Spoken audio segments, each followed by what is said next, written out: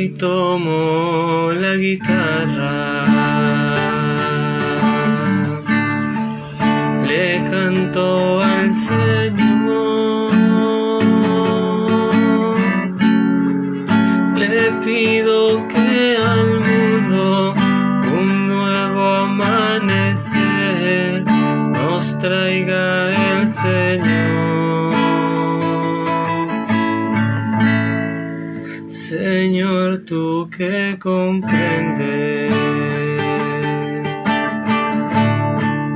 a nuestra juventud, enséñale el camino que nos lleve a tu casa para encontrar tu luz.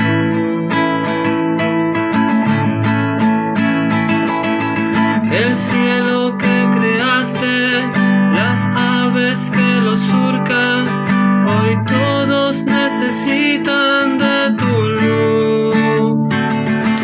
Los jóvenes comprenden que el único que puede salvarnos es aquel que está en la cruz, en la cruz. En la cruz, la la la la la la la. En el nombre del Padre y del Hijo y del Espíritu Santo. Amén. Nos dice el Señor: yo les aseguro que el que diga a ese cerro levántate de ahí y arrójate al mar, si no duda en su corazón y cree que sucederá como dice, se le concederá. Por eso les digo que todo lo que pidan en la oración, crean que ya lo han recibido y lo obtendrán. Bueno, primeramente saludar a las personas que escucharán este trabajo, esta transmisión en el momento que pues dispongan y que además el Señor les motive a hacerlo. Es importante también hablar de esto porque los tiempos de Dios son perfectos.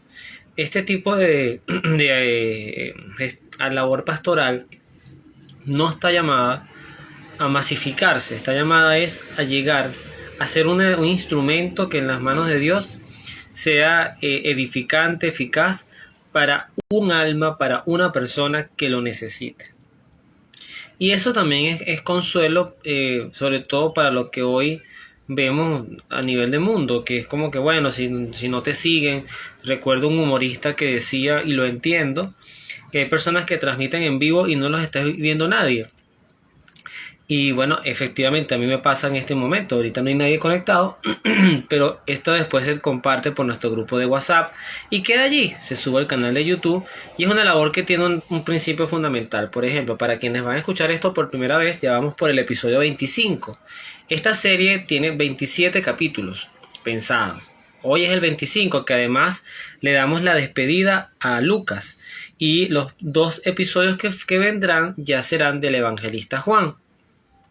Y el propósito de esta serie es hacer un recorrido por los 4 evangelios de los momentos en los que Jesús sanó, de los momentos en que Jesús fue curando personas. Por eso se llama la ruta de la sanación, porque fue la ruta que Jesús trazó en su caminar, pero que además eran sanaciones mucho más profundas que solamente devolverle la vista a un ciego, o solamente volver a caminar a un paralítico, o liberar a un endemoniado. Jesús tocaba el corazón de las personas, transformaba vidas, y eso es lo que hace el enfoque de Cristo sanador mucho más interesante, más atractivo y más necesario para nuestras vidas. Hoy vamos a tocar un episodio que es el de Lucas 18:35. Además también me gusta señalar o destacar que si bien yo hice un recorrido o he hecho un recorrido por los 4 evangelios, no dudo se me haya escapado alguna situación de sanación de Jesús. Me fui guiando un poco por los títulos de lo que está en la Biblia latinoamericana, pero es ese despertar, es ese ver en Jesús ese auxilio que muchas veces necesitamos a la hora de tomar cualquier decisión. Ya hablaremos de eso, si el Espíritu Santo, pidiéndole al Espíritu Santo que me ilumine para que las ideas queden claras y sobre todo para que podamos hacer también de este momento un tiempo de oración. Oración por los enfermos, por las intenciones que estén escribiendo en este momento en el grupo de WhatsApp, por todas esas necesidades de las personas que puedan escuchar esto en su momento y propias y las de sus familiares y seres queridos. Este episodio estoy seguro que ya lo hemos narrado en alguno de los otros evangelios, Mateo o Marcos. Pero la ventaja de repetirlos es que cada evangelista le da su toque particular. O sea, cada evangelista aborda una sanación de Jesús desde un punto de vista muy particular, muy propio de las características. Por ejemplo, Lucas era médico de su época, de su tiempo. Cuando hablamos de Mateo, hablamos de un cobrador de impuestos, y Marcos es muy práctico. El evangelio de Marcos, además que es el más corto, es muy práctico y está muy centrado también en sanaciones. Tiene muchos episodios de sanación. ¿Qué encontramos en este episodio del ciego de Jericó? Así lo titula la Biblia latinoamericana. Dice el texto: ya cerca de Jericó había un ciego sentado al borde del camino pidiendo limosna. Al oír que pasaba mucha gente, preguntó qué era aquello. Y le dieron la noticia: es Jesús el Nazareno, que pasa por aquí. Entonces empezó a gritar: Jesús, hijo de David, ten compasión de mí. Me detengo aquí, porque además seguramente lo dijo muchas veces, ¿no? El texto lo coloca una sola vez, pero no dudo que muchas veces este ciego haya dicho: Jesús, hijo de David, ten compasión de mí. ¿Qué hacía este ciego? Primero, lo que su habilidad y su posibilidad le permitía. Salía todos los días a pedir. Es una suerte de trabajo. Es un trabajo centrado en la caridad. Quienes hemos tenido la experiencia de llevar negocios pequeños, pero hay quienes tienen la experiencia con negocios más grandes, saben que subir una Santa María para atender a un público y ofrecer un servicio no es garantía que la gente va a entrar. Ahorita que estamos en los tiempos del marketing, de las redes sociales, de la administración digital, además una dinámica de oferta muy voraz y muy mediática, sabemos que aunque tú subas la Santa María o aunque tú publiques en Instagram, eso no es garantía de que la gente va a comprar tu servicio o tus productos. Por eso es que el que pide limosna, en cierta forma, proyecta lo mismo. Este señor, si no pedía limosna por ser ciego y no tenía quien lo cuidara, seguramente lo que le quedaba era tirarse a morir, como la viuda de Sarepta en el episodio del libro de los jueces de Elías, que le dice a Elías: bueno, lo que me queda es una porción de trigo para hacer un último pan, una última tortica, y ya después es morir con mi hijo. O cuando Elías también va al desierto y le pide a Dios que le quite la vida, o el mismo Jonás, cuando evadiendo Nínive, pues primero trata de huir y luego vive la experiencia de que se lo come una ballena, aunque no muere, como narra el texto. Entonces siempre hay algo peor que pedir. A veces juzgamos, y lo digo en primera línea, pues, o sea, yo mismo he entrado en al que pide. Pero cuando tú hueles mal, cuando tú no te puedes bañar, cuando tú estás sin techo, cuando no tienes cómo cambiarte la ropa, y alguien dice frescamente desde afuera: bueno, pero busca trabajo. Preguntémonos si tú, siendo dueño de una empresa, te llega alguien en esas condiciones, si lo contratarías. Entonces, en realidad, el pedir limosna es como el último extremo antes de tirarte a morir. Y además, el atenuante es que no ves. Y cuando no ves, es como el que anda por la vida literalmente sin ver futuro, sin ver esperanza, sin ver camino. Todas las puertas las ve cerradas. Uno también ha pasado por eso, aunque uno vea a nivel de salud, aunque uno tenga activo el sentido de la percepción, la realidad es que muchas veces nos sentimos con las manos atadas, sin caminos, presos en una zona que de repente ya no es de confort, pero te sientes atado, te sientes desesperanzado. Y es lo mismo que pudo haber sentido este ciego de Jericó, que es: no veo futuro en mí, no veo esperanza en mí. Hago todo este preámbulo porque eso explica el grito. El grito no es: Jesús, hijo de David, recóbrame la vista. Porque si uno lo piensa en frío, si yo, repito, estoy sin trabajo, huelo mal, no tengo muda de ropa, mi problema no es nada más no ver. Porque Jesús le pudo haber pasado y decirle: recobra la vista, y lo deja allí hediondo, lo deja allí con la misma ropa, con su misma realidad social, viviendo quizás en la misma calle. Entonces ahora puedo ver, pero sigo en el mismo problema. Soy un indigente. Antes era un indigente ciego y ahora soy un indigente que ve. Entonces el ver o no ver no era el problema de este ciego de Jericó. Era la compasión. Era que además en su propia vida ya había una sequía de alma. Ya nadie lo miraba, ya nadie lo amaba, ya nadie lo abrazaba. Ya él se sentía peor que una basura lanzada en la acera. Entonces la compasión es decirle a Dios, o es mejor dicho, porque no es decirle a Dios, porque Dios no hay que decirle algo que Él siempre hace con nosotros. Es guiados por la luz del don del Espíritu Santo, el don de la piedad, un don que nos permite además reconocernos como hijos de Dios, el don de consejo que nos permite ser aconsejados por Dios. Es hacer conciencia de que Dios está ahí para nosotros cuando no hay más nadie. Como dice el Señor en el libro de Isaías: aunque una madre abandonara a su hijo, yo nunca te abandonaré. Y ese es el extremo del desamor y del desapego, ¿no? Que una madre, que es la gran desgracia con el tema del aborto, cuando la propia madre, que es la última en la fila, que debería abogar por la muerte de un hijo, las madres dan la vida por los hijos, son unas leonas, y ahora se está sistematizando el hecho de que se normalice algo tan delicado como el aborto. Pero el profeta Isaías coloca esa imagen porque es como lo último que uno puede esperar. Pero aunque eso ocurriera, dice el Señor, yo siempre voy a estar allí. Cuando este ciego empezó a gritar, dice que los que iban delante le levantaron la voz para que se callara. Es decir, es lo que les vengo diciendo, o sea, deja el fastidio, o sea, para ti no hay Dios.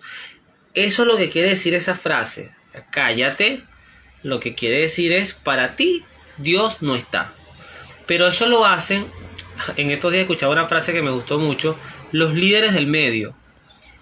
Aquellos que se creen que tienen el dominio de quién a Dios debe amar, a quién a Dios debe mirar, a quién a Dios debe escuchar. Los caciques de iglesia, los caciques de grupos, los caciques de trabajo, los caciques de parroquia, que a veces, y ojo, lo digo por mí mismo también, a veces nos sentimos con el poder de hacerle un filtro a la gente que llega a Dios. Lo bueno de este punto es que aunque la gente le decía esto, dice el texto, él gritaba con más fuerza. Esa desobediencia allí es necesaria.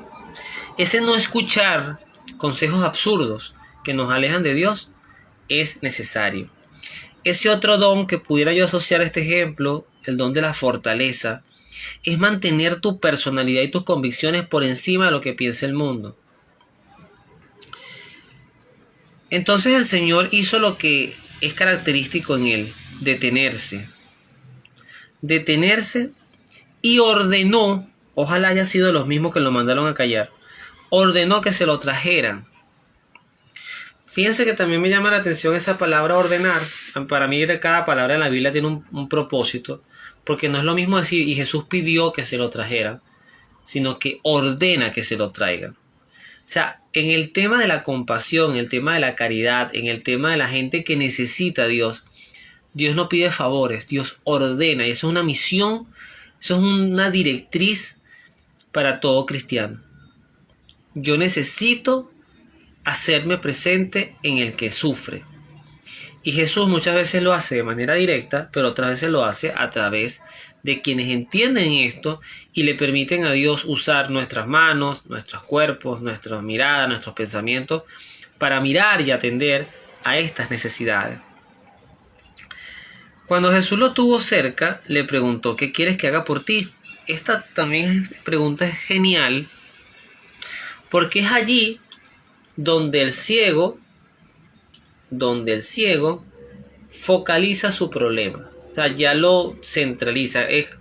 Vamos a ponerle el ejemplo de la lámpara, del genio de la lámpara, que en esta vez, aunque Cristo no le pone condicionantes, él se ve como en la necesidad de decirle a Jesús lo que a él le aqueja mayormente. O sea, qué es lo que a él le hace sufrir, lo tiene paralizado.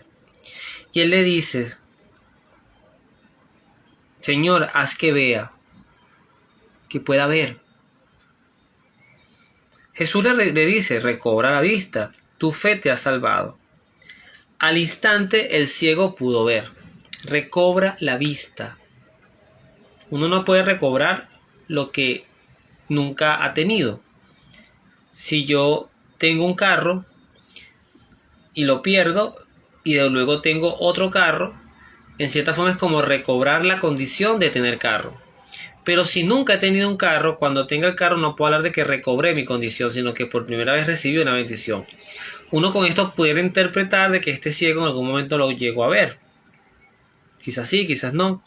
Porque el texto no dice, en otros momentos sí lo dicen, pero otros milagros, pero aquí hay que te dice que es un ciego de nacimiento, un sordo de nacimiento, etcétera. Pero aquí te habla de recobrar. Al instante el ciego pudo ver. El hombre seguía a Jesús glorificando a Dios, y toda la gente que lo presidió también bendecía a Dios. Palabra del Señor, gloria a ti, Señor Jesús. ¿Qué es lo bonito con lo que termina esta historia? No todo el que recibe una sanación termina siguiendo a Jesús. Y eso es triste.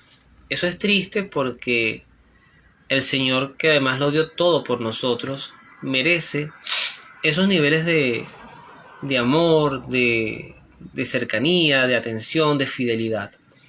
Este ciego, dice el texto, seguía a Jesús y glorificaba a Dios. Ahí se ve la conversión. Ahí se ve que tocó su corazón. Ahí se ve que el hombre experimentó la compasión que buscaba, el amor que anhelaba, y le encontró un nuevo sentido a su vida.